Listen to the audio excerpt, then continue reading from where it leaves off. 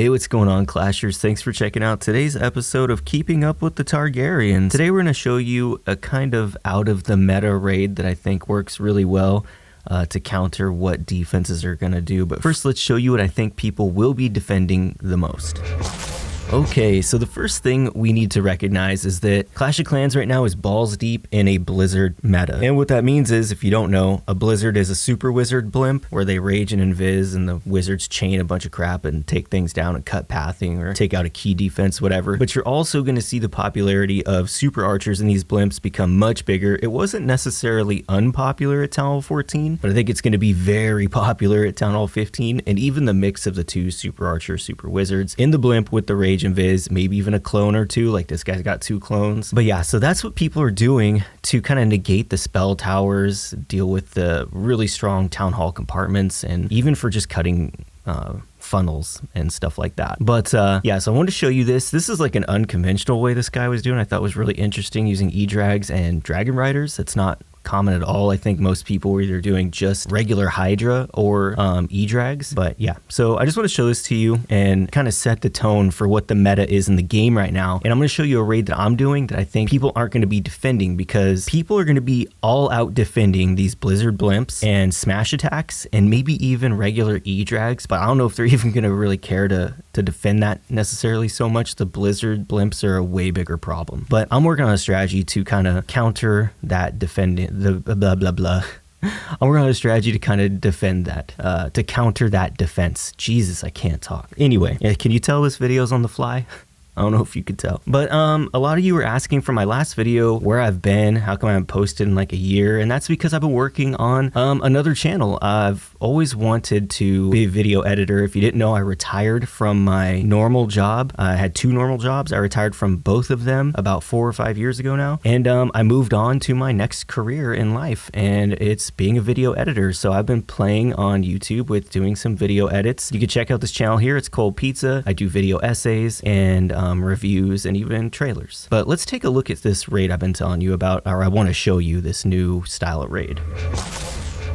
Okay, so the raid I've been trying to get good at to counter this meta of Blizzard and Smash is using the recall spell with my queen. So the idea for me is to charge my queen in with just 4 healers and take down the town hall or anything of like massive value that I can get with the queen with just a rage and maybe the invis or maybe 1 freeze. It just kind of depends on how much value I plan on getting. I don't want my queen to pop ability, but I do want her to get in there and take down the town hall and then pull her out, and that's going to give me a funnel for the dragons. Now I got to credit Clash with Eric. I saw him do a video about this on his channel, and I thought, man, this could be a really good strategy to counter this damn Blizzard meta we're in. People are going to be defending that left and right, and while that works now, I think once people get good at defending it, it's going to be very difficult to find value for those blimps. So I'm kind of trying to step ahead of that and get away from that that idea of mechanic now, because I know it's not going to work very well for very long, and maybe I'm wrong. Maybe it's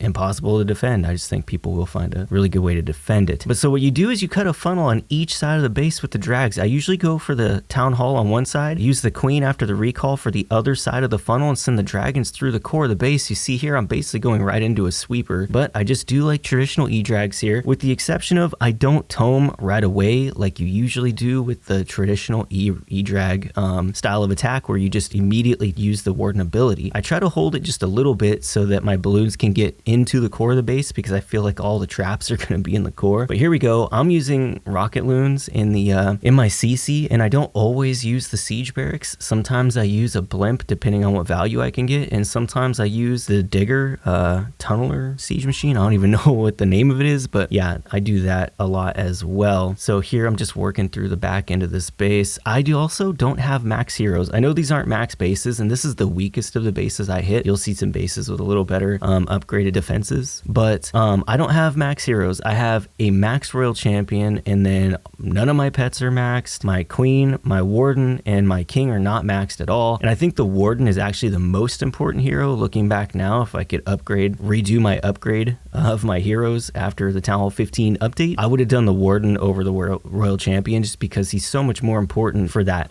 healing ability, and the tome being a little bit longer, I think it just would have been a lot better. All right, let's look at the next raid.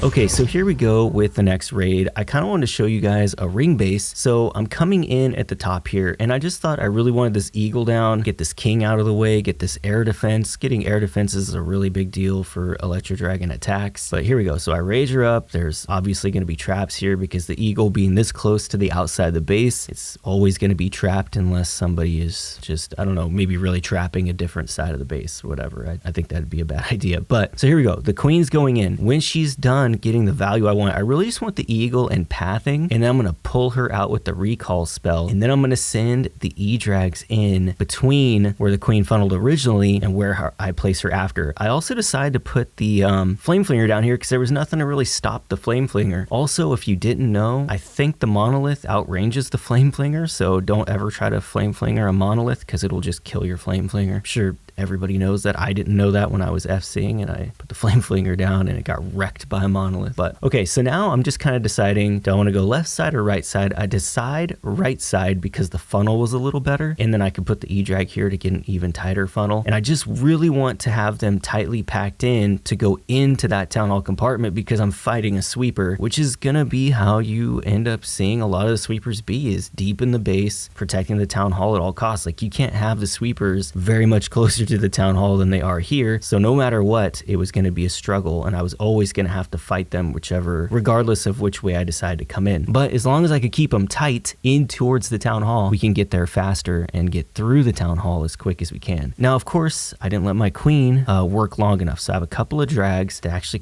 came to the outside of the base. I even missed my invis there, and those dragons are going to end up dying. So backup plan, I'm going to have to send the RC in. And this is one of the reasons why I like this raid, is that you don't have to necessarily be perfect and you can still triple, which is crazy because in the game right now, tripling is not easy. And even when this raid fails, the fails I've had were in the high 90%. So, and I'm not good at the game.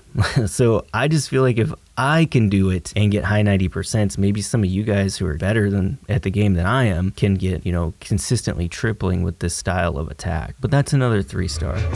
Okay, one final raid I wanted to show you guys here is a box base. This particular box, I thought I would charge in and grab that scatter shot and then pull the queen out, and that could be my funnel. And maybe if I'm lucky, I can get the royal champion in one of those air defenses as well and just kind of see where the queen wants to go. So here we go. We end up pulling a couple skelly traps, which is also very nice because just something that our royal champion won't have to deal with at the end of the raid. But yeah, so we're just playing it cool here, waiting to see what happens. We had kind of a rage going, but we put the headhunter in just to be safe. That way we don't force the queen's ability. Like I said, I'm always trying not to have the queen's ability ability. I don't know where I was going with that.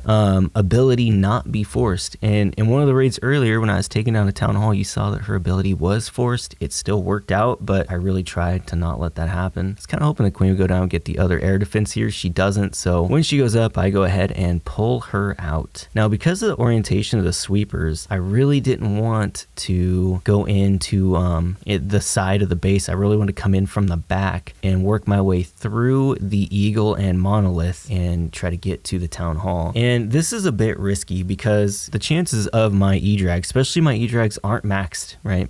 Chances of them getting to the town hall from here are not necessarily great.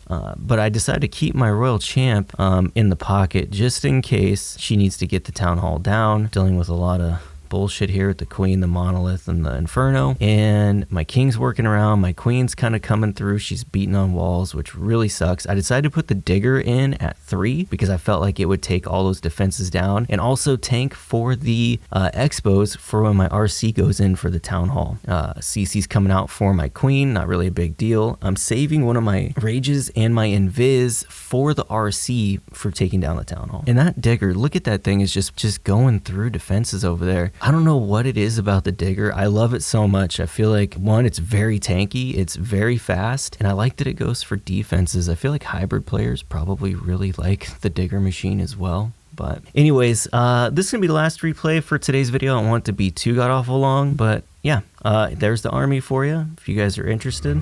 And look, that's gonna do it for today's video. If you guys enjoyed it, hit the like and subscribe. And if you're interested, go check out my other channel to see what I've been up to. That's gonna do it for today. I'll see you guys in the next one.